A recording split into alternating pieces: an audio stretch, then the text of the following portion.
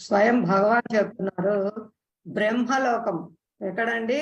అత్యున్నతమైన బ్రహ్మలోకం మొదలుకొని అత్యధమ లోకం, కింది లోకాల్లో పై లోకాల్లో అన్ని లోకాల్లో ఏమున్నాయండి?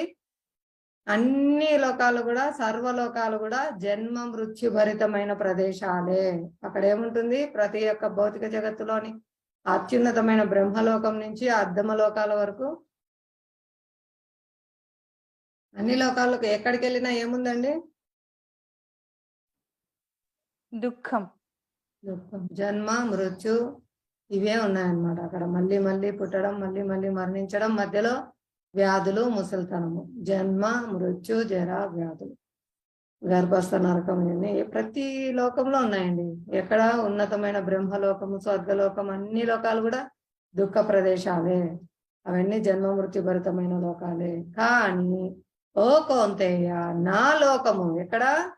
గోలోకము. ఇందాక మనం చూసుకున్నాం కదా పిక్చర్ లో, గోలోక బృందావనంలో. ఇక్కడ చూడండి, రాధాకృష్ణుడు నాట్యం చేస్తున్నారు.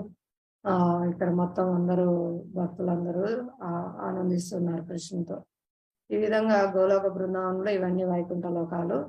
అత్యున్నతమైనది గోలోక బృందావనము. అనేక వైకుంఠ లోకాలు ఉన్నాయి.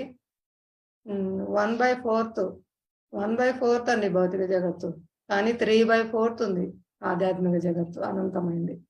అక్కడికి చేరుతారు, తిరిగి నా లోకాన్ని చేరుతారు. చేరిన వారు ఇంక అక్కడే శాశ్వతంగా ఉంటారు. వాళ్ళకి మళ్ళీ తిరిగి దుఃఖాలయంలో జన్మ పొందరు, పునర్జన్మ పొందరు అని ఇక్కడ మళ్ళీ భగవంతుడు మళ్ళీ ఈ శ్లోకంలో మనకు ఆశ్వాసం ఇస్తున్నారు. ఇందాక చెప్పారు కదా, ఈ అనిత్య జగంకి ఎన్నడూ తిరిగి రారని.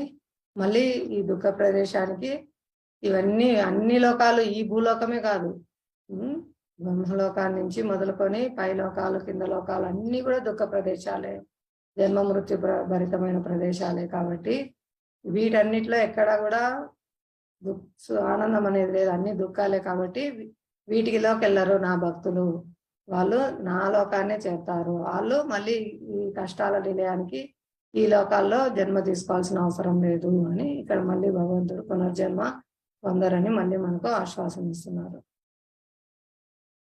హరే కృష్ణ.